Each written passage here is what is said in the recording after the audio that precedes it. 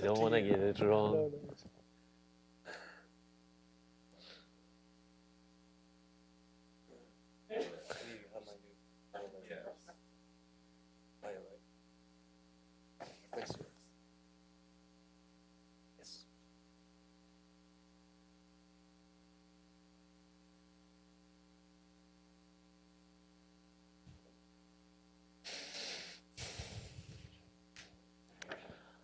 Good afternoon, everyone. Thank you for joining us in this discussion titled "The Day After Soleimani: Are the U.S. and Iran Headed to War?"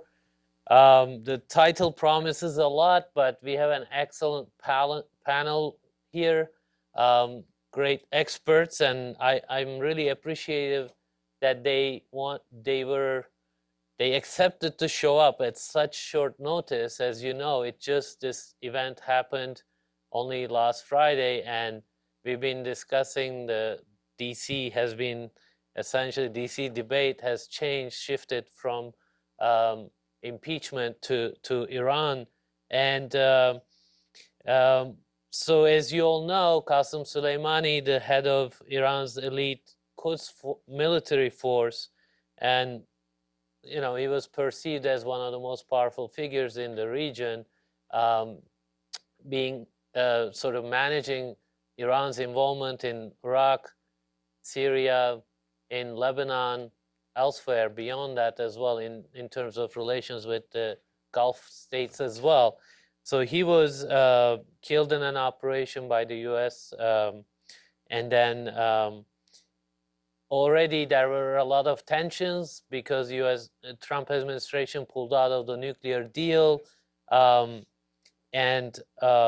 in the region, there have been several months that there's a bit of a tit for tat over, the oil facilities attacked by Iran, and lastly, I guess last week, only 10 days now, I'm like with all the news, it's hard to get the timeline of things, but there was an attack on a U.S. contractor.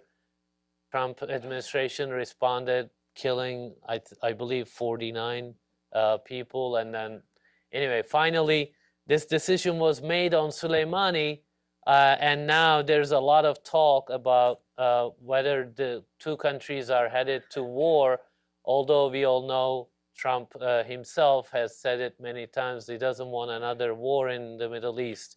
So it seems like a contradiction, but we're hoping to get a sense of this, what's going on, and where we might be headed with this great panel of experts. We have with us Director of Foreign Policy with the Heritage Foundation, Luke Coffey. Just to his left, Trita Parsi is now Executive Vice President of the Quincy Institute for Responsible Statecraft. Just to his left, Mark Perry, independent author and journalist. He's written more than 10 books on U.S. military. Just to his left, Kilic Kanat is our research director, my colleague here at the SETA Foundation. I want to thank them all, and we'll start with Mark Perry. We figured he knows the discussions, the military discussions, and who may have helped Trump push the button. He has a piece out at the American Conservative website this morning, and he talks about absence of Mattis, General Mattis, but he told us that Pompeo was driving this process, but we are hoping to get more sort of granularity about how that process worked and why this decision was made, and Trump hit the button, basically. Mark, the floor is yours. Thank you. Thank you. Thank you all for being here. Thanks for the invitation. It's great to be here. In my article this morning in the American Conservative, I point out a number of factors I think that weighed into the decision to kill Qasem Soleimani and how the decision was made. But I have to tell you, the minute that the Soleimani assassination became news, I thought, as a journalist, well, this story will be easy to get. You just call this general and this retired general and this foreign policy analyst, and then you find out how the decision was made. You might even get the PowerPoint, and easy peasy, no problem. 1,500 words, I can get it done. And what struck me in the immediate aftermath of the assassination was that was not true. The lid on this was really tight, tighter than any other thing that I'd seen in this administration and any previous iteration of a foreign policy decision. They latcheted this thing down. And the second thing that I noticed about the decision was that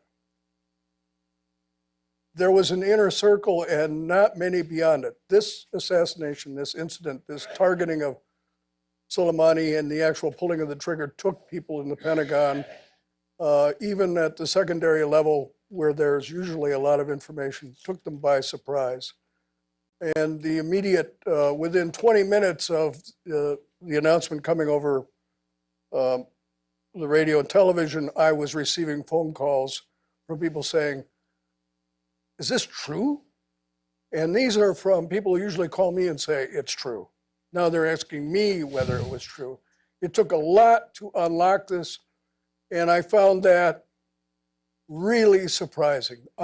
And for these reasons, I came to the initial conclusion that the decision was made very quickly, almost on the spur of the moment, that it was this was not a month-long, well-planned through operation. That said, Soleimani's been on anyone's target list, and for many years, this was under consideration during the Obama administration. But I think that this was really a spur of the moment. We found from Los Angeles Times, Washington Post reporting, and my own reporting, that this was one of many options, 6, so far as I can tell, options that the president had a choice of in responding to proxy attacks on American forces and the death of a U.S. contractor in Iraq, and not an option that the military believed that he would pick. But if you present the option to the president, he's going to choose, this president in particular is known for choosing the one that no one seems he will, and he does. It took everyone by surprise. "Are you sure, Mr. President, that you don't want number 4? No, number Soleimani sounds good." That said, there wasn't anyone in that room of Pompeo and Esper and Milley who leaned or the head of the Joint Staff who leaned across the table and said, "Mr. President, maybe we ought to rethink this." It was a, "Yes, sir, we'll get it done, we'll find them." And that's how it was done. This process was driven by primarily Mike Pompeo, which gives some discomfort to my Pentagon friends who believe that the military and the Secretary of Defense, after all, they're in the chain of command and the Secretary of State is not. There is some discomfort that the people who are in the chain of command are somewhat marginalized, and that there's great deference paid to the Secretary of State, Mike Pompeo, who, by the way, speaks, when he speaks, even in public, speaks in military terms. This is Secretary of State who's #1 in his class of 1986 at West Point, the same class as Mark Esper. This is a really, and I don't think it's an exaggeration, this is a militarized foreign policy administration. The default position of this administration is to push buttons and to do violence. That's my first kind of overall take on this. My second observation is that in the immediate wake of this killing, the mainstream media, CNN, MSNBC, Fox News, in particular, kind of recoiled from the idea that this meant war. Well, you heard this with Rachel Maddow. You also heard it with Anderson Cooper. Even Tucker Carlson said, "Well, but certainly the Iranians know. Certainly the Iranians know that we're the most powerful military in the world. They're going to be very careful in their response. It's going to be very calibrated. Maybe they won't respond at all. After all, we can exact punishment and we will exact punishment. They must know this.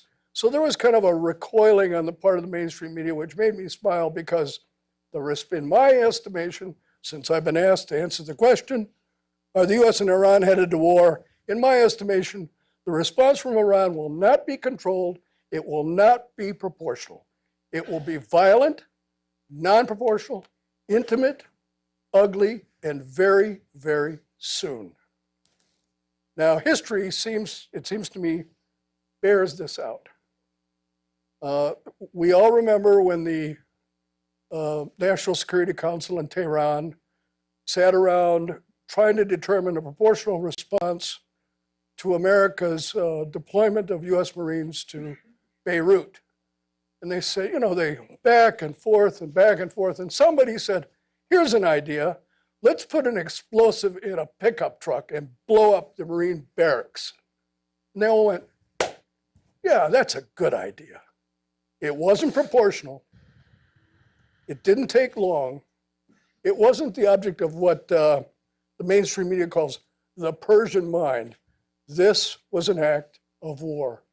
The assassination of Qasem Soleimani was an act of war, and we should expect, I would suspect, an immediate response.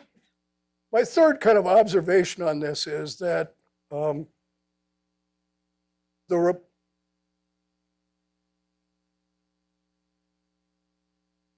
we should not expect the Iranians to target a lead commander, back on the proportional point, that because we killed Qasem Soleimani, they're going to target the U.S. Central Command commander, Kenneth McKenzie. There are some things that I think are just too tough militarily for Iran to do, and that kind of proportional response is not in the cards. Finally, I think that history kind of shines a light on where we are, and it frames what I hope our understanding is of what's happening. And I would like to recommend, and I don't do this lightly. Of course, I recommend my own article this morning in the American Conservative. I hope you all read it. But if you're not going to read that, Graham Fuller earlier this week wrote a piece on his blog, U.S. Foreign Policy by Assassination. Graham is a 25, 30-year veteran of the U.S. intelligence services, has served for many, many years in the Middle East and knows it well. And this, I think, is probably the best commentary I've read on what the assassination of Qasem Soleimani means. And he pleads, and as my final point, I would plead that we kind of be adults on this, and that we not be captured by some kind of wishful thinking, and I'll put on my historian's hat. In August of 1941, I don't think it's a stretch to make this analogy. In August of 1941, the Japanese high command calculated that the United States was going to continue their campaign of maximum pressure on them, embargoes, and that the Japanese needed to teach us a lesson and back us off. And that the best way to do this, the best way to ensure peace, would be a defensive maneuver that would teach us that we shouldn't want to go to war with them. And that the best way to teach us this lesson was to bomb Pearl Harbor. And that if they did that, we would calculate that the price that we would pay for going to war with Japan was too steep. And we would come to the peace table and negotiate with them a new Pacific understanding. 4 years later, we had obliterated every single one of their major cities.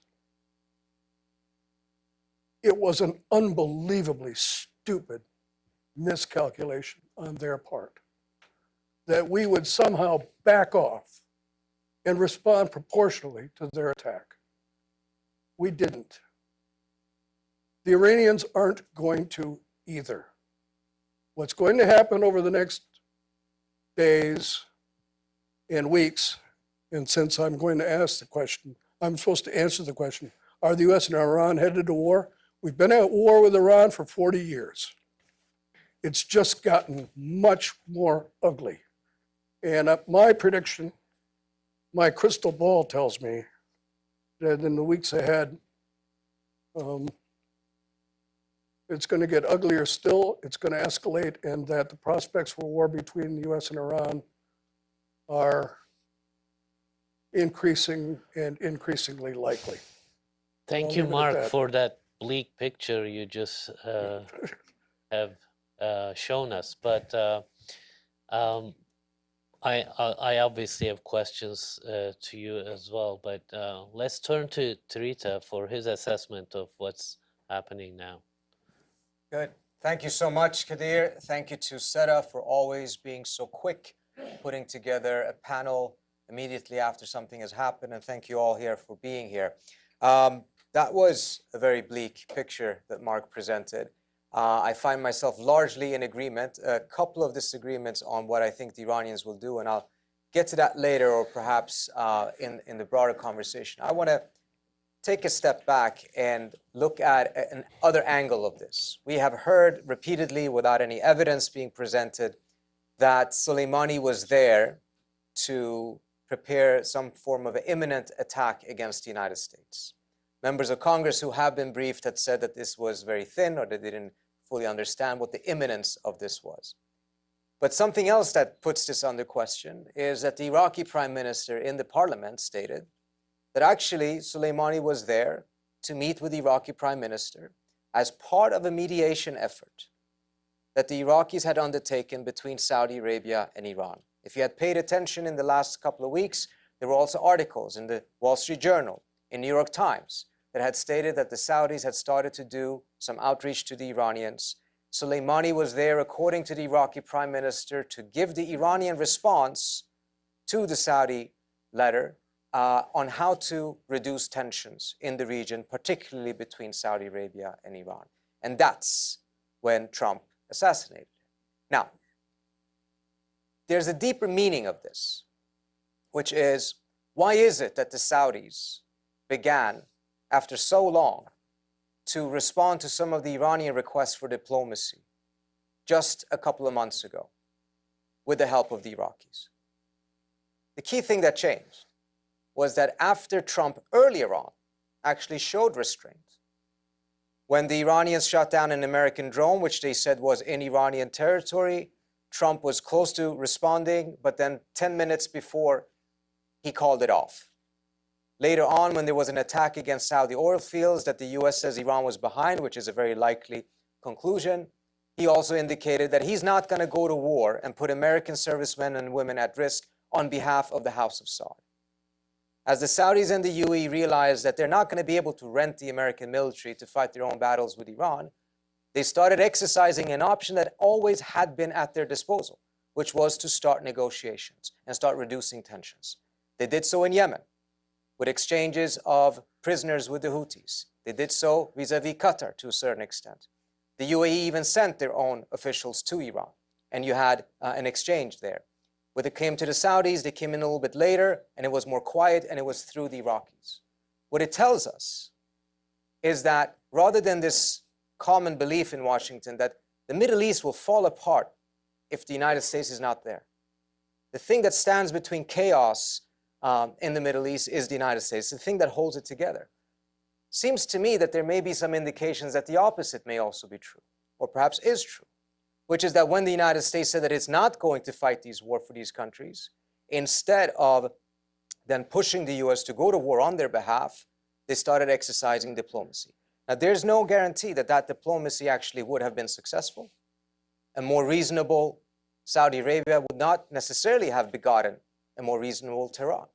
But it is interesting that the diplomacy in earnest did not begin until the US made clear to them that it would not go to war with Iran on their behalf. That process was in the making. That's why Soleimani was in Iraq, according to the Iraqis.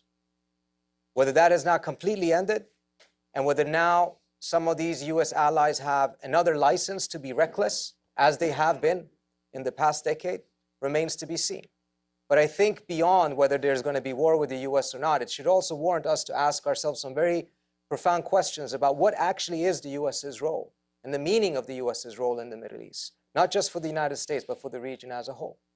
Now, I certainly hope that Mark is wrong. I fear that he might be right. I don't think, however, the response from the Iranians necessarily are going to play out the way Mark said it would. First of all, I think the Iranian government probably is right now taking advantage of an unprecedented sentiment of unity that exists in Iran right now as a result of this assassination. There's been plenty of folks in this town who have questioned the idea that if attacked, the Iranians would rally around the flag. Just go on YouTube, just watch some TV and see the massive crowds that are out there.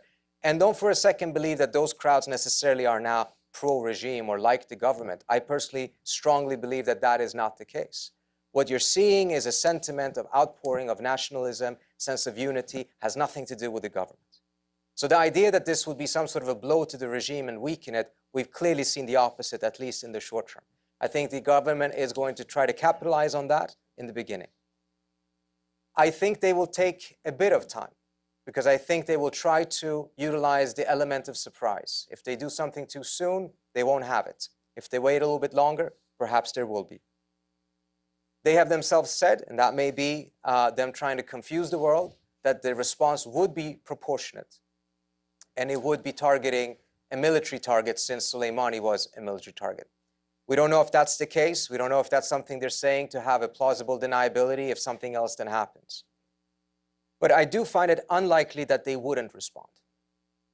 And on the normal circumstances, their response may have been calibrated to be such that they can signal the United States that Iran had no option but to respond, but it did something that would be proportionate but not escalatory. On the normal circumstances, not only perhaps would they have done that, but it would also have been read that way over here. We are not in normal circumstances. And as a result, even if the Iranians try to do something that essentially exacts their revenge, is proportionate, but does not escalate, and leaves the door open for the Trump administration not to do so, I'm not so convinced that that will be read that way by the president, or that his incentive structure at this point is not to further escalate. I was one of those who did believe earlier on that Trump actually didn't want to have a war, had nothing to do with an assessment about his love for humanity, had an assessment about whether he thought that would be good for him electorally or not. Today, I'm not so sure. And I think that what may have changed is his calculation of how this will play out electorally, particularly in the context of impeachment taking place. I'm not so sure that calculation is right from him, but I am struck by the very dramatic shift that has taken place between July and the posture that Trump took then, and then what happened just 10 days or so ago. Something big happened, which I don't think can be explained by just looking at developments on the ground in Iraq. Something else, something potentially politically, I think, may have played a very significant role in his decision, and may play a very significant role in his decision as to how to respond to a potential Iranian response, whether that one is proportionate or not. I'll stop there. Thank you, Trita. Luke, there is a bit of a disagreement about the timing and how it might play out, but both speakers are saying Iran will definitely respond. And how did that, do you think, how will that play into what's coming up? Do you feel like administration calculated that, and what kind of response do they expect? Right. Well, I want to echo everyone's thanks to SETA and to you, Kadir, for inviting me to speak. I've actually, I speak more publicly at this think tank than I do my own think tank at the Heritage Foundation. So it's always it's like my second home when I'm downtown. Thank you. So it's great to be here. I do believe that there will be some sort of Iranian response. I think this is probably quite obvious. I think that's a matter of open debate on what this response will be. They are very limited in their options if they want to do it proportionately. And from a military point of view, they're, I would say, even more limited. I saw a news article over the weekend saying that they've deployed their F-14s to the border. Well, yeah, enough said about that. I guess we need to think how they will be thinking more creatively, I think, than just it'll be more asymmetrical. It will not be symmetrical. So I think there's probably some agreement with that among the panel. Now, in terms of, does this mean war? Are we headed to war? Well, I agree with Mark that we've been at some sort of war with the Islamic Republic since 1979. And on today's topic, Qasem Soleimani, this is a man whose hands are dripping with American blood. And the official figures are more than 600 US soldiers, Marines have been killed by EFPs or other armaments provided by Iran to its proxy forces. Let's just say that this number is wildly off. Let's just say it's a third of that number. It's still 200 US soldiers. If you look at the wake of destruction across huge sections of the Middle East that can be attributed to Iran's malign influence, whether in parts of Lebanon and Syria, to a certain extent in Yemen, and across Iraq, the tentacles of this apparatus reaches capitals in Europe. Even here in the United States with the planned assassination of the Saudi ambassador. So my only complaint about the timing of Qasem Soleimani's demise is the fact that it didn't happen sooner. And I do not believe for a second that the Joint Chiefs of Staff, being professional military men with more than 40 years of service, very professional, would ever give the President of the United States an option that they did not think they could fulfill, that they did not understand the consequences of, or that they did not think we should do. And I suspect, and I have no proof of this, I could be entirely wrong, but just inferring from what I'm reading and hearing, I suspect that President Trump has been given this option before. If you look at Ambassador Bolton's tweet over the weekend where he congratulated this successful mission, he said it had been a long time coming. And I suspect that President Trump had been given this option in the past and he's rejected it because he's wanted to keep the door open for a negotiated settlement with Iran. I don't believe this administration is is very militarized or the kill administration or push the button administration. Trump does not he can barely tolerate US troops in Germany, right? So he doesn't want US troops in Afghanistan. He doesn't want them in Syria. He's telling the South Koreans that they have to pay an insane amount of money to keep US troops in South Korea. He, on the campaign trail, talks about ending these forever wars, as he calls them. So the idea that he's out looking for a war with Iran, in many ways, I think he's shown restraint, as was already pointed out over the summer. And I think that if the Emirates and the Saudi Arabians had formed a certain calculation that because of Trump's restraint, that they can no longer rely on President Trump to send US soldiers into harm's way to protect Riyadh or Abu Dhabi, well, the strike on Qasem Soleimani has probably changed or altered that calculation to some extent. And then the final point I'll make before we sort of open, or I guess Kilic needs to speak. Yes. So poor Kilic down there at the end. Before we open it up, though, is that in the same way that we have not seen the evidence and there's zero public proof that this intelligence wasn't quite stacked up to what it's been said to be, there's zero evidence or proof in what the Iraqi prime minister has said. And I'm sorry, but I am not believing for 1 second that if the Saudi Arabians did want to open up diplomatic channels to Iran, that they would choose Qasem Soleimani in Iraq to do it. And this is what Oman is for, right? And especially considering that just a few months ago, a military strike from Iran, or at least sponsored or orchestrated by Iranian proxies, took offline a huge chunk of their oil production.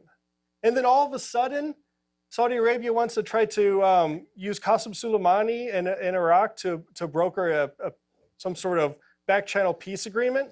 And after dipping in and out of Iraq dozens of times over the past 4 or 5 years, that this one time that Qasem Soleimani flies into Baghdad, he's there on a peace mission? I am not buying that for a second. And in fact, I'm more inclined to believe people like Secretary Esper or British Defense Secretary Ben Wallace, who just in the House of Commons today, before we came onto the stage, said that he's seen the intelligence and he says that the US has a credible case about this idea of an imminent attack. But even without this idea of an imminent attack, we've already seen what Qasem Soleimani has done. And there are millions of people, millions of Muslims in the Middle East who are breathing a sigh of relief, and there is no one here that knows if what awaits us in the future will be any worse than what we've already experienced with Qasem Soleimani. Thank you. Thank you, Luke. Kilic, Luke alluded to the feelings in the region. I see the tension. We gotta make this interesting, right? Well, how does it? Turkey made some statements about this, emphasized resolving tensions. How does it look for a country like Turkey, a regional power, and how does it look from, let's say, outside? Because U.S.-Iran direct unannounced war, as the panel is saying, has been ongoing for a long time. Thank you, Kadir, and thank you for SETA organizing this. It is like home to me. So there are a couple of things looking from the outside. I guess there are a couple of questions and concerns about what happened. And the first is, of course, the rationale behind the attack, especially the timing behind the attack. So part of that is about whether if there is an imminent attack and what was the imminent attack. Because what happened was, I think, we don't know the intelligence about that. We don't see any intelligence or anything about what really happened, actually. But the statements that were coming through from the administration the day after the event, the attack, was somehow confusing. So it started with there is an imminent attack, then the talking point changed that he killed a lot of American soldiers. So in the meantime, there was a lot of confusion. Was it because of the past attacks he did, or was it because of a future potential imminent attack? Why the really attack took place at this point? The second one was, of course, everybody was in the world actually started to talk about whether if this is a diversionary move, whether because of the election impeachment process or not. But more astute analysis look at the potential ramification of an embassy attack to the presidents. So what happened in 1979 in Carter administration, or what happened in 2012 after the Benghazi attack, and the potential repercussions of these kind of embassy attacks to the president's credibility and strength, actually. So many people from the outside thought that there's 11 months to elections, and probably nobody will remember this in 2020 election, presidential election. But there was this consideration that both Carter and Obama was criticized for being weak. Maybe President Trump wanted to respond in a way that he is not Obama, which he likes to do. The second question was about the strategy, and unfortunately, nobody is clear about what is U.S. strategy about this, whether this is a one-time attack, whether United States pay attention or take into consideration of second or third order consequences of such an attack, what can happen. We are not clear. So Secretary Pompeo stated that there is a strategy to make Iran to act like a normal nation. He stated this in one of the TV interviews, which he was in 5 of them on Sunday morning. And it is not clear if the strategy is that is it because United States wants to renegotiate JCPOA? Is it still on the table? And if there is diplomacy is still on the table, at least on the US part, so stopping JCPOA, sanctioning Iran, and killing Soleimani, how this will contribute to a negotiation, a path towards the negotiation? And secondly, is it part of a larger strategy? And if it's a larger strategy, the killing of Soleimani may be a tactical or operational blow to Iran in the region. But since the attack, United States starts sending more troops to Middle East. And as far as we remember, the new strategy of the United States was ending the long and endless wars and moving towards Asia or Asia Pacific. So would it cause a strategic impediment towards US while just hurting Iran operationally or tactically? And the third point, it releases an important, actually, a wake-up call about a significant threat. Since the attack happened, actually, the night of the attack, everybody started to discuss. They don't discuss why Soleimani was killed. Probably everybody know that it is probably one of the usual suspects about in US, actually, the hit list. But the concern was what would be the consequences of it. And since that time, we see different scenarios. And those scenarios are actually kind of very dangerous scenarios about the potential proxies of Iran in the region, potential terrorist attacks of Iran in different countries. And that means there is a country that can really destabilize the region, that has those proxies. So far, Obama administration at least ignored that part of the issue and focused on JCPOA too much and ignored the proxy forces and how Iran actually, if he wills, can destabilize the region and can do more harmful things to countries in the region. So this was another thing that many people nobody should feel this vulnerable, and no country in the world should make the region this vulnerable. So this is another issue that people started to discuss. The fact that United States didn't let any allies know about this attack was somehow concerning, because as far as we know, nobody knew about the attack, and even Secretary Pompeo complained that it didn't get enough support from the French and German foreign ministers about this attack. So unilateralism is nice. It may give pleasure, but it has costs as well. So at this point, there was a lot of concern about the U.S. allies in the region, whether this is a new mode of action for the United States when it is planning to do something about the region. Finally, I think there are a lot of debates. Probably there will be a lot of debates over here, but the issue of handling this crisis in its aftermath, I think that created more question marks than answers. The fact that President Trump's tweet about the cultural sites, Vice President Pence's statement about 9/11 and Iran, and New York Times report about the decision-making mechanism at the White House when this decision was made, that the generals were stunned about the decision, whether it is correct or not. These are basically right now circulating in the media, probably in all of the countries in the region, and they are trying to figure out what happened, and each and every statement is making things much more complicated and providing more question marks than answers. And this would create a major problem for the US credibility in the region for the future foreign policy actions. Thank you, Kilic. I'll take it that you highlighted a couple of issues, including whether JCPOA is on the table. It's basically diplomatic route is still open. Unilateralism, these are shared by regional powers, including Turkey. So I won't press you too much on Turkey's position, not now, but maybe we'll come back to it. Mark, so a couple of things were raised in terms of the timing of the Iranian response, Yeah. as well as whether this was a smart decision. Is there a strategy here where it's headed? And you did talk about Pompeo's role.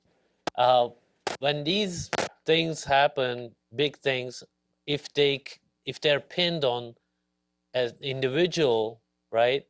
Pompeo seems to own it also over the weekend. What do you think it's going to be politically for him individually going forward, and then how it could play out in future decisions of Trump regarding Iran? Mike Pompeo is the Deputy President of the United States. He is. He's the most powerful figure in the administration. He's the most influential. He has the president's ear.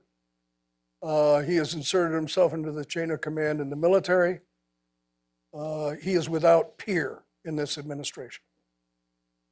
Let me just respond a little bit also Sure. to my friend, colleague, Luke Coffey, about Iran's tentacles and malign influence in the region. Let's suppose that the administration actually has a strategy for the Middle East. They don't, but let's suppose they do. And that the strategy is to end Iran's malign influence in the region.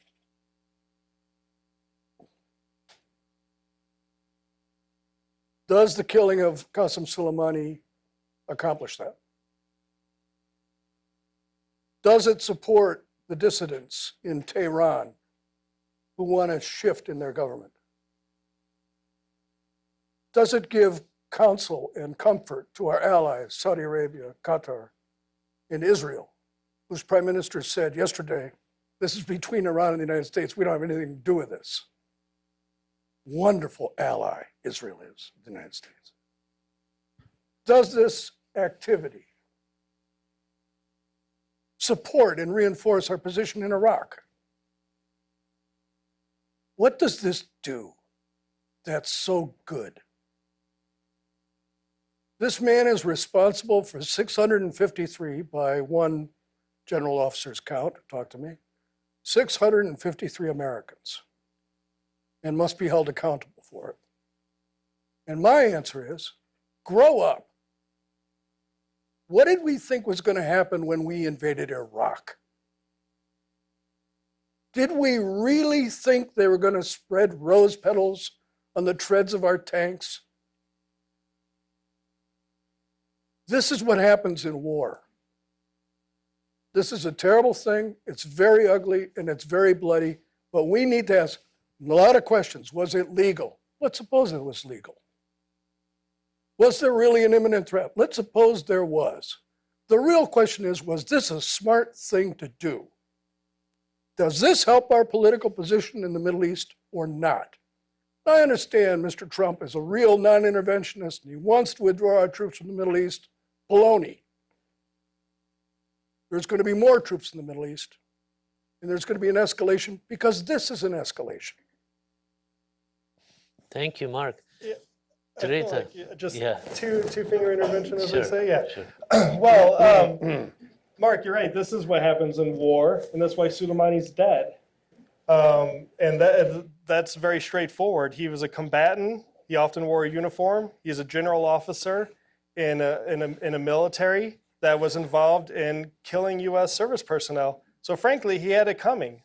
That's very in that sense. I don't see why Qasem Soleimani has this protected species status in the Middle East. He's the only person he's the only military officer who is like exempt from getting zapped. I'm not questioning the morality of it. he's I'm questioning the political wisdom of it. Well, and you pose all these questions. Does it make Iran weaker? Does it help the dissidents in Iran? Does it advance U.S. interests? Yes, the death of Qasem Soleimani, no longer on the face of this earth, to do what he does best, will only bring benefits to the United States in the long run, and more importantly, not just to the United States, but more importantly to the region, to the hundreds of thousands of people who are no longer in their homes in Syria, or to the thousands of people who have been caught up in the killings in Iraq. And look, I'm not saying that. No, what you're talking about is a justification for vengeance. You are not talking about something that actually improves the situation going forward. Oh, no, it will Those improve are it. two completely It will different improve things. it. Well, no, actually, Middle you East prove will it. be You better. mentioned that things will get better. Yeah. What has gotten better? The Because Iraqi one of the parliament most just asked the United States to leave Iraq. A couple of months ago, you had massive protests by Iraqis against the influence of Iran. Today, they're protesting the influence of the United States. A lot of Iraqis who absolutely had no love whatsoever for Soleimani, no love for Iran, felt insulted, felt that their dignity has been violated by the United States, committing an assassination outside of their airport without any consultation with the Prime Minister. The Prime Minister said that he actually spoke to Trump 6 hours before it happened, but no mention of this. To turn this to say that this will make things better, then make that argument. By going out there saying that this is justified for revenge is a different story. One of the most destructive forces in the Middle East is now gone. He cannot be easily replaced. He had a unique talent for unconventional warfare. He was a unique and special individual. He will not be easily replaced. And the havoc that he has wreaked across much of the Middle East is going to, at least temporarily... Your argument as to why this is smart is going back to say this was a bad guy. Saddam Hussein was a bad guy.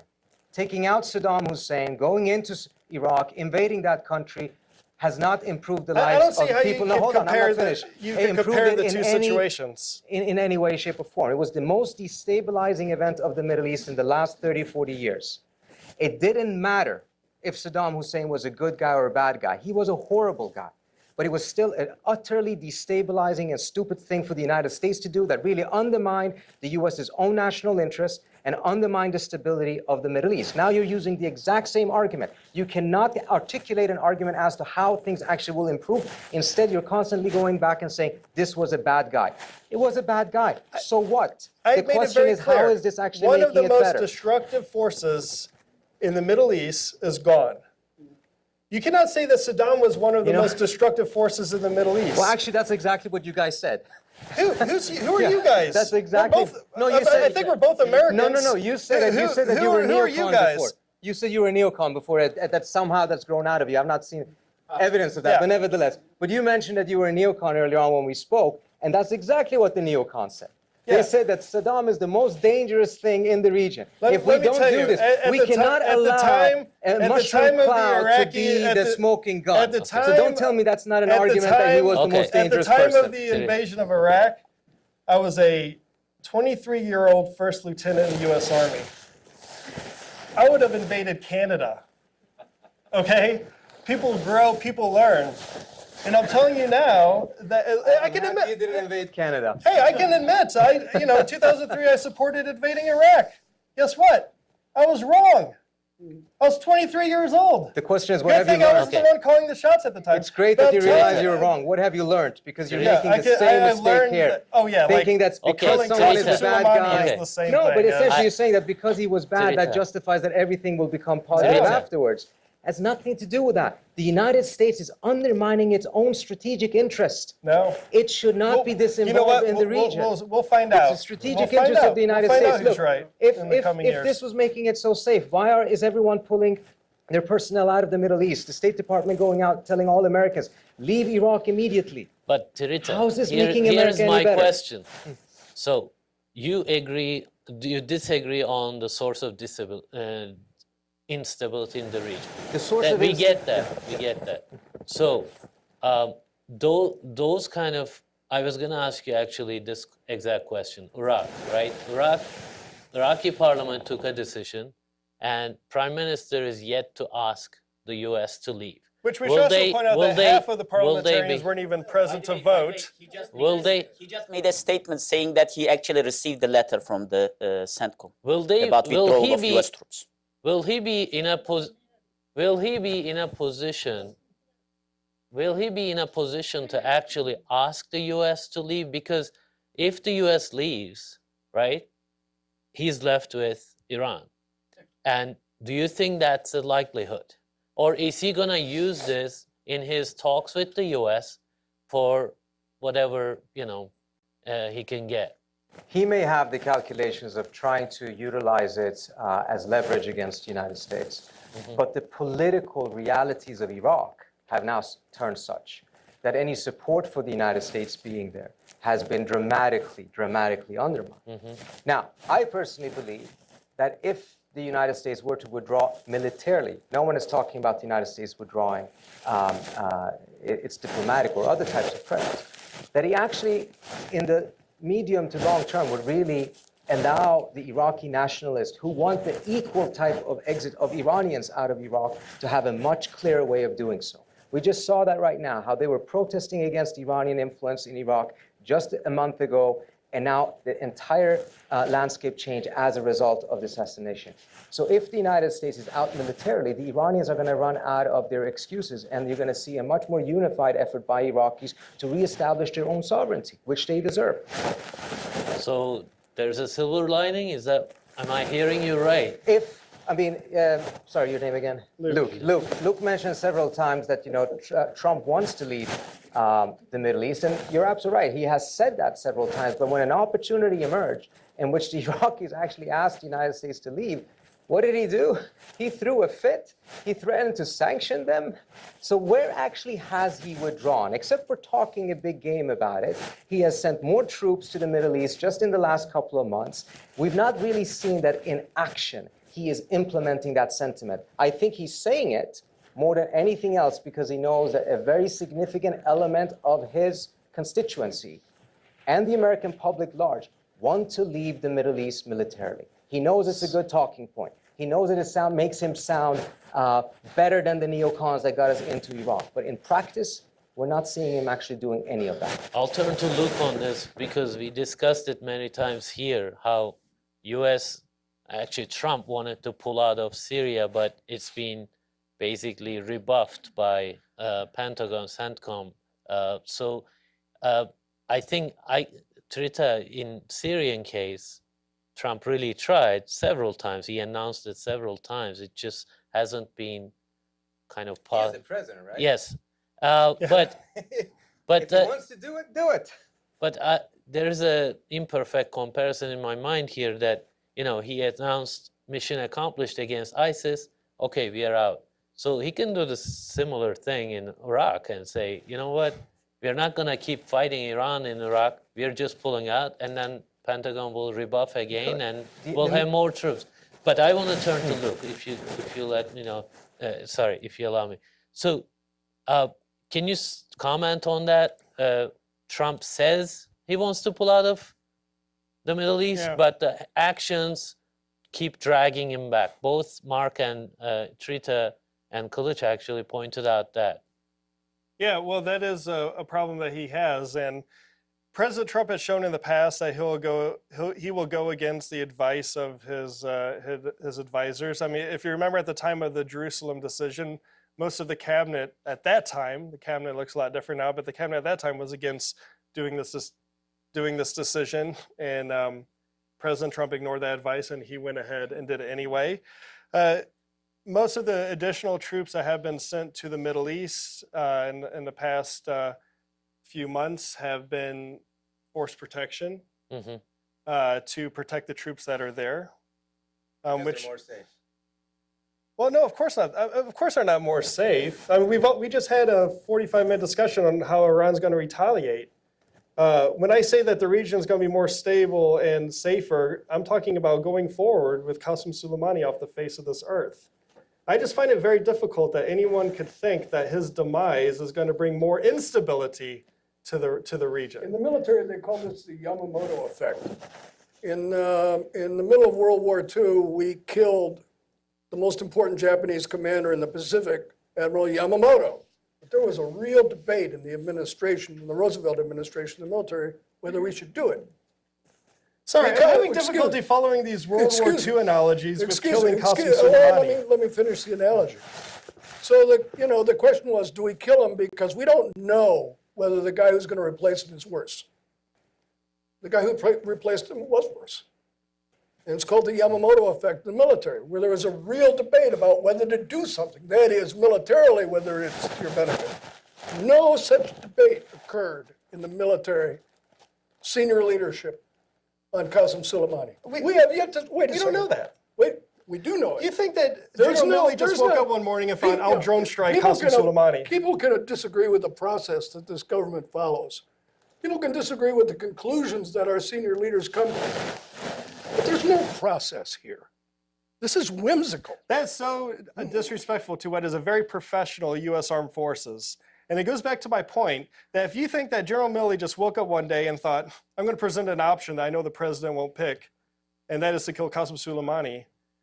As you already alluded to, this president has shown over the past 2 or 3 years to do that one option. So surely our officials must know this by now, that there is no safe option to give to the president. I never thought I'd be on a panel praising James Mattis, but here goes. James Mattis was asked by H.R. McMaster, the National Security Advisor, to provide options on Iran and attacking Iran. Mattis said no. He didn't want to present the President of the United States, this president, with options that he might actually pick from. He tried to dampen the move towards war.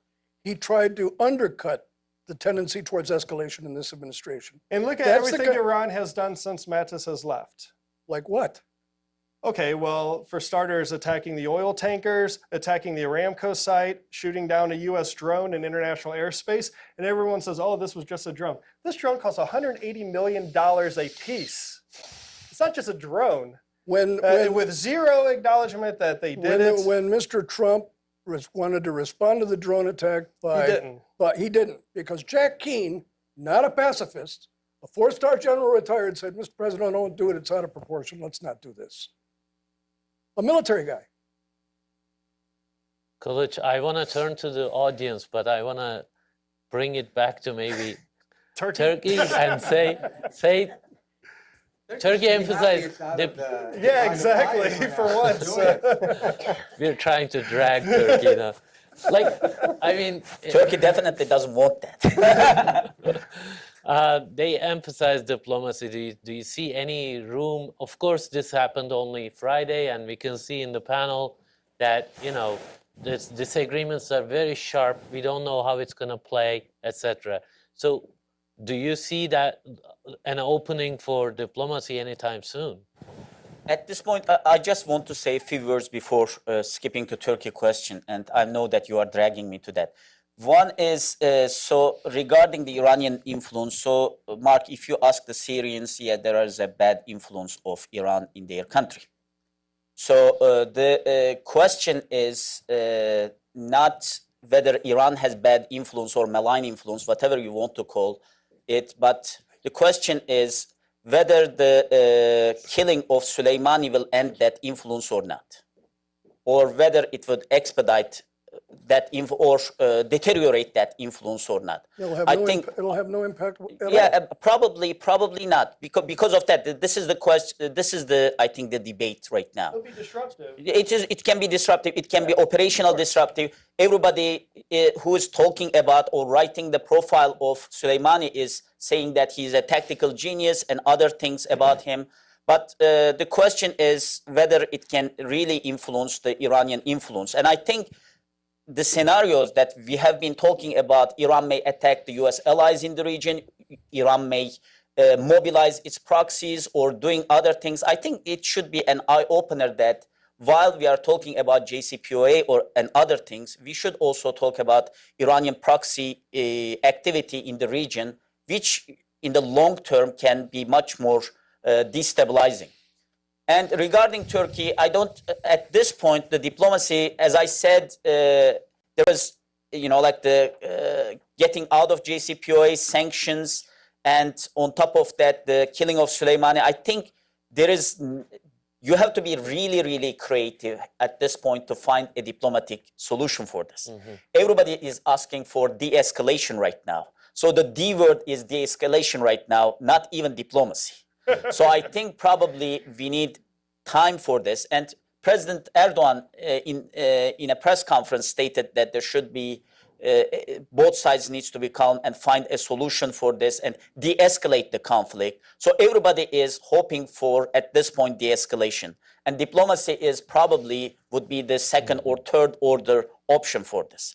Right now, everybody is concerned that there will be a retaliation in Iran, disproportionate maybe, which would create another attack from the United States, which would make the region much more, unstable. And considering the countries in the region, they are especially Iraq, Saudi Arabia, they are probably concerned that it may take place in their soil, like not anywhere else, not Iran or not any other parts of the world. Yeah, like you said, Erdogan also mentioned that, there will be likely a response by Iran, but they need to find a diplomatic route. Anyway, I want to turn to the audience. I want to collect several questions, and I'll make sure that they're all answered. Do we have the microphone? Please wait for the microphone. Here, there, and there. There we go. Paulo von Schirach, president of the Global Policy Institute. You can take a seat because of the camera. Sorry.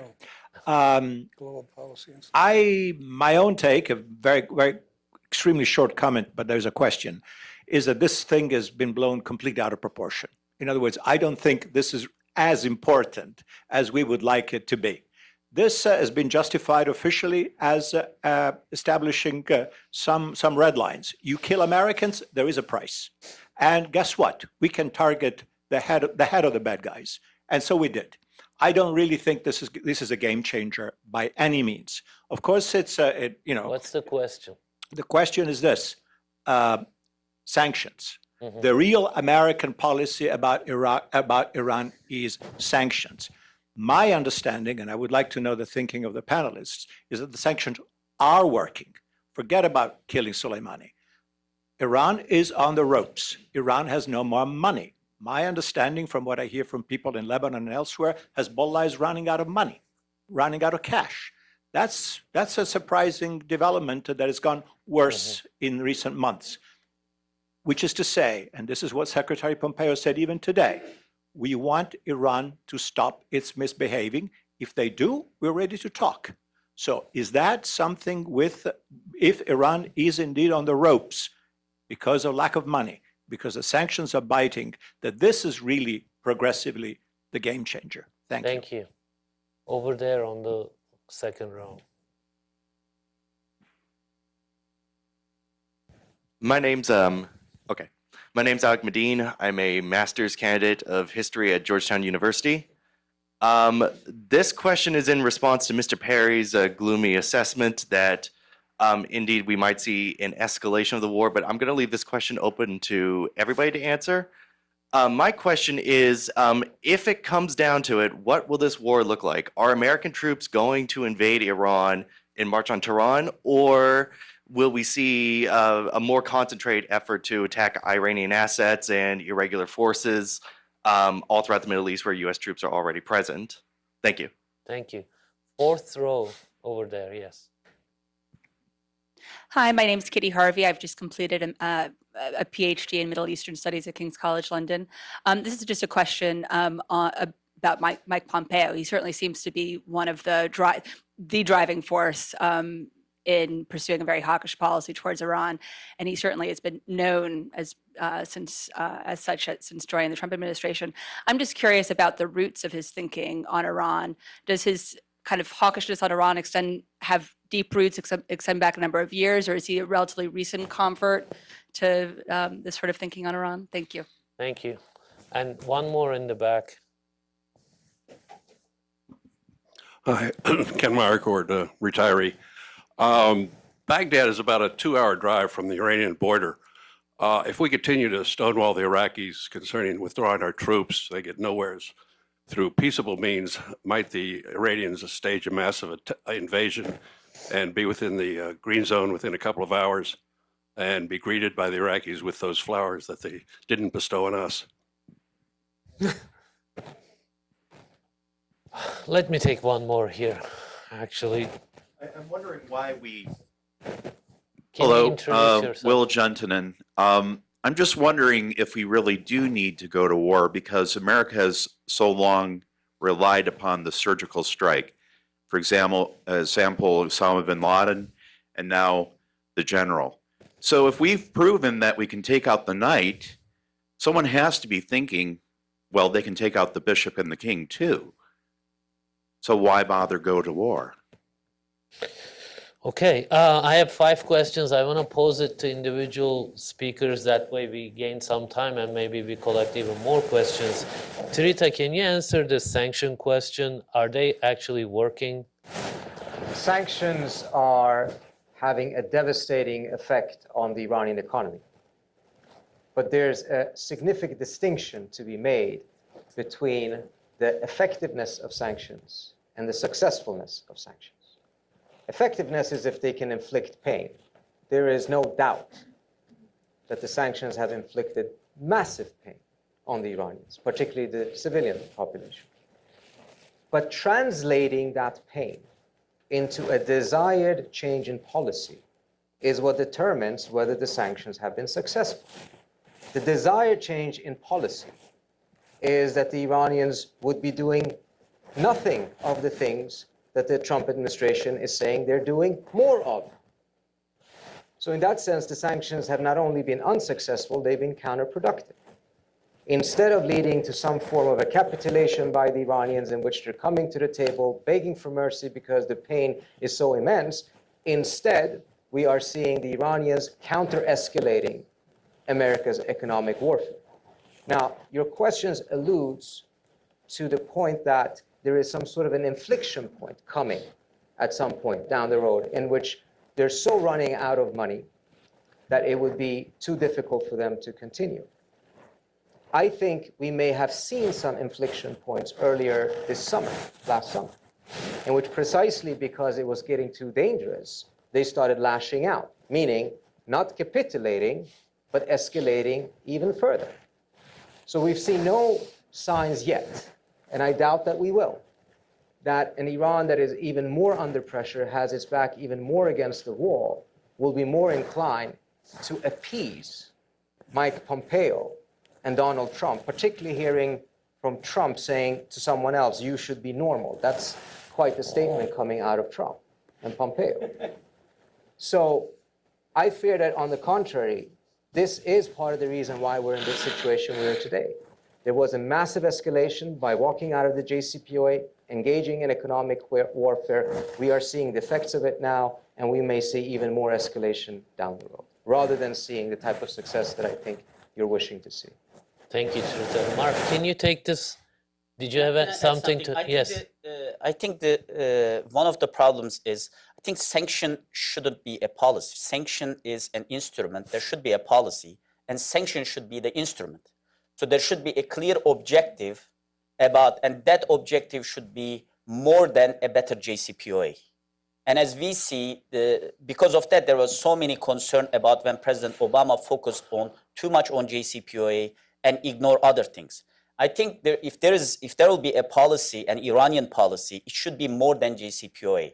And sanctions should be an instrument, but there should be a clear objectives which you can rally the allies as well, which should be a consistent throughout the administrations, which shouldn't create a situation that within the same administration, either in Bush time or Obama time, you will have a totally different and contradictory Iranian policies. Thank you. Mark, can you take this question on what might war look like? I want to ask the Pompeo question this time to Luke, so leave that to Luke. There have been 3 war games that I am familiar with that the Pentagon has carried out in scenarios against Iran. Only one of those proposed a ground invasion, and in the ground invasion scenario, our troops were stopped halfway to Tehran from the coast. They ran out of fuel. It was too costly. The casualties were too high. It's just not in the cards. Any kind of escalation militarily on the part of the United States would be an air escalation. It would be surgical to begin with. It wouldn't be a full-on onslaught. I think that despite the rhetoric about regime change that you hear from some people here in Washington, that's too difficult. Our attacks would be military-based against their military. They'd probably be very effective. Would they deter Iran? Probably not. But we're in talking about a war with Iran. We're not talking about anything that is, full-on onslaught, 24 hours a day. I think it's quite different, quite costly, and one of the first things that the international community would do in case of such a confrontation would be to call for a ceasefire. Thank you, Mark. Luke, much has been made about Pompeo's Iran hawkishness, and where is that coming from? Do you know? Well, it comes from his boss. President Trump and Ted Cruz on the campaign trail held a joint rally together against the JCPOA back when they were back in the day when there was 17 other Republican candidates. Trump, for better or for worse, for whatever reason, campaigned from the very beginning of leaving JCPOA, thinking he could probably get a better deal. And this turned into the maximum pressure campaign. And Secretary of State Pompeo has been established and is well known, very close to President Trump. So he's unlikely to go against what the president is thinking on this. And he also probably agrees with most of the president. So I don't think there's any deep-rooted sense of anti-Iranian sentiment that dates back from his time as a congressman or anything like that. So I think it's probably just as simple as that. Now, you did earlier mention a long-running war, basically, and the military would have those kind of anti-Iran sentiment as well, right? Yeah, certainly the military would. But are you saying because Pompeo was in the military? Well, yeah, I'm trying to see. If I mean, he was. So it's purely politics then for him. Yeah, he was in the military in the late 80s, and I think it just stayed in for like the 4 years for his West Point. Yeah, so I don't think that really shaped his view. But I want to just quick on this Pompeo point. Yeah, I was just going to ask you or Mark. Again, I don't know anything about this, but there's been some articles talking about his evangelical background and that is a factor. Is that the case? What is your assessment? Well, I think that probably drives more on the Israeli policy side of things. I don't think that really plays into the Iran bit, unless I'm missing something. No, I don't think you're wrong. He's an evangelical Christian. He's talked about the rapture, but I think that it probably has more to do with his support for Israel than, you know. They don't necessarily contradict, obviously. Like, Just if I can make go ahead. a quick observation on the sanctions question. Iran's very resilient, they were running out of money a long time ago, right? Saying. I remember when Assad only has 6 months left. They're very resilient. But let's not pretend that Iran was this like benign actor in the Middle East right after JCPOA was agreed to. Even before the sanctions came back, they were causing a lot of problems. Mm-hmm. And then the point about these war games, my experience with war games is you can kind of get the outcome that you want depending on how it's all framed up. And God forbid we do a ground invasion of Iran. I seriously doubt the president wants to. Certainly the American people don't want it. I don't think anyone wants it. But in 2003, Iraq had the 7th largest military in the world, and in 20 days, the U.S. was in Baghdad. So this idea, if we wanted to get to Tehran, I don't think we're getting stopped halfway because we're running out of fuel. But that's not the hard part, as we've seen in we're not going to do it. We're just not going to do it. No, of course we're not. But this idea that they're going to stop us dead cold halfway because we're running out of fuel, Let me throw out a thought there, though, because what Mark is saying is very much based on logic, and we tend to agree. It doesn't make sense. It would be too costly, all of these different things. But one of the first things that happen once war starts is that calculations change. The Israelis thought that they're going to take out Hezbollah with just air power in 2006. They explicitly said there's not going to be any ground troops. 17 days later, they had 30,000 troops going into Lebanon. 17 days after that, they all came back. They achieved none of their objectives, and there was de facto a defeat. So my argument is not that you're wrong. My argument is that once a war starts, a lot of these calculations will change. And that's part of the reason why it's very good not starting wars. But these small deployments to the Middle East, no one should misconstrue these as like prep for an invasion of Iran. We had almost 500,000 soldiers, sailors, airmen, and Marines in the Gulf when we invaded Iraq in 2003. So there's no indication whatsoever that this administration is preparing for a ground war with Iran. And the military, what the war will look like will determine how Iran responds to Qasem Soleimani's death. That's what's going to determine what sort of war we're headed to, as the title says. This is actually very great discussion, Kilic. I want to turn to you about that. You know, the audience mentioned surgical versus, you know, full-on war. And it reminded me of how in Syria, Obama administration said, okay, we're going to help the YPG against ISIS. It's tactical and temporary. And it turned into a sort of commitment to Syria 5 years now, right? So if we, you know, moving from, like Trita said, from, you know, tactical to strategic without necessarily planning for it, or things change, could that also happen in this case, maybe in terms of answering I that think question? this is not the first time that people are talking about war games. During the Obama administration, we had those debates as well, whether United States should launch a missile, at least some strikes to the nuclear facilities. Even in the Bush administration, we had those debates about until the Natanz and Qum nuclear facilities came out, and they figured out that it may be really hard to basically eradicate all of the nuclear facilities. So those debates took place in each and every administration, and it became a traditional thing in American foreign policy that within an administration, you definitely have a plan to how to deal with Iran. You bring up all of the options. You basically say that all options are on the table, and you sometimes the administration leak this to press to avoid a confrontation and stop the more hawkish people in Washington, D.C. Sometimes they consider it as a potential deterrent force. But my concern is the killing of Soleimani may actually eradicate that deterrence.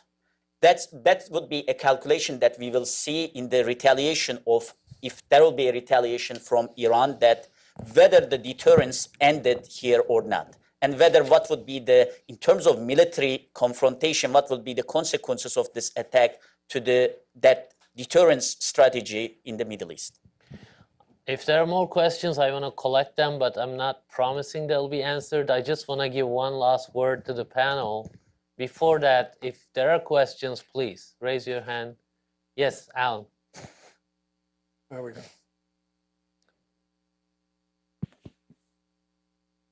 Alan Makovsky Center for American Progress, excuse me. Mark, I wanted to ask you to clarify what you meant about Pompeo getting involved in the chain of command, because at least the way I heard what you said, it was a policy recommendation that he was making. Obviously, you know, the military salutes when the president, when the civilians It's a good decide. question. Thank you. So I just wasn't clear what you meant by that. And excuse me, Kilic, look, it took Turkey, the foreign ministry, 10 hours to issue a statement on this.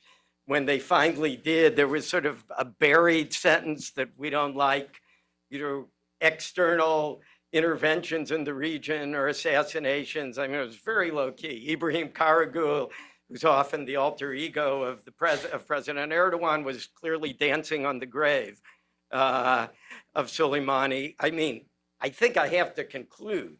You mean Ibrahim Karagül is the alter ego? Yeah, you don't think he is? I don't know. I never heard about this. This is the first time I'm hearing this. Well, I think he is. I mean, I don't know. I try to follow him. Our next panel discussion. So I don't know. We can disagree, but forget Ibrahim Karagül. Soleimani was an enemy of Turkey. He helped implement a very effective policy in Syria that basically saved the Assad regime. I believe from what I've read that Iran's off and on support of the PKK was at least in part orchestrated by Soleimani. I have to believe that, you know, Ankara was quietly dancing a jig on this. They obviously didn't have responsibility for it, but, you know, they would not have been too saddened to see him go. I just wondered if you could react to that, please. Any others? Okay, so we'll maybe start with Kilic and then come this way, and we'll end with Luke. Was really long and there were multiple questions in. So just, I think there is this concern about further destabilization in the region. What you said was correct. There are a lot of reports about him, and there are 4 million Syrians in Turkey. So their feelings are 4 million Syrians in Turkey right now. So their feelings towards him is totally different, right? So they know what Iranian proxies did in the region. But the further destabilization in the region creates major risk. And it's not only for Turkey, it is most of the countries in the region. And considering the crisis in Libya, crisis in Syria, crisis in Iraq, look at Turkey and Iran, and these are all neighbors from sea or from land, right? The continuing crisis in Ukraine and crisis in Eastern Mediterranean. So when you see this, there is no place for another destabilization or another crisis in the place for Turkey or any other country in the region. So the main concern, when you look at the statement of the foreign ministry, there's 5 times the word stability used, right? Why do you think it took so long? Well, I don't know I wasn't in Ankara, or I didn't check, like the source. There is this concern about stability, I think, probably is more important than anything else right now for Turkey. Mark. Let me try to shed some light on the chain of command comment that I made about Pompeo inserting himself into the chain of command. Between Mr. Mattis and Secretary Esper, the Secretary of State traveled to U.S. Central Command for briefings and to check with the commander of the U.S. Central Command, which is in Tampa. Now, for those of you who don't, study the military, I've spent 40 years studying it, so that might seem kind of like a footnote and unimportant. But it was stunning that he did it. And the military was surprised, and there were people at the U.S. Central Command, very high-ranking senior people in uniform, and kind of turned to each other and said, what is the Secretary of State doing here? Shouldn't he be... I don't know that, but I've not heard that in my life. George Shultz didn't, supersede Mr. Weinberger by going visiting military installations. He was very sensitive to who controlled what. And the tradition in our country is that the Pentagon and the State Department sometimes, not to our benefit, have been very competitive. That is no longer true. There are not contending forces or turf wars going on in this administration between the Pentagon and the State Department. Mr. Pompeo is, as I said in my talk, without peer, and that causes some discomfort on the part of the military, who would like to have a stronger Secretary of State to stand up and represent military equities in these debates. Secretary of Defense Esper needs to stand up and provide, a defense of military views and present their views very clearly. And it's not clear to senior officers that that is happening to the extent that they wish, which is behind my comment that Mr. Pompeo is seen as inserting himself into the chain of command, which goes from the president to the Secretary of Defense to the combatant commanders, the geographic combatant commanders, bypassing the JCS and certainly not including the Secretary of State. That's my explanation. And you don't have any other concluding comments? No, I'm very pleased that our president is stopping the malign influence and the tentacles of Iran in behalf of our benign and altruistic foreign policy. Thank you for the sarcasm, Mark. Trita? Just some concluding remarks. Part of the reason I find this to be problematic is because leaving the region militarily and seizing the belief that we have to dominate it militarily does lie in U.S. national interest. This has not made us more safe in the last 20, 25 years. It has not brought stability to the Middle East. And for the U.S.'s global interests, there are far more strategically important regions than this. Yet, despite all of his promises of leaving, he is doing things that are getting the United States more and more stuck into the region, potentially a war, whether it's a land war or not. And ultimately, that does not serve U.S. national interest. Thank you.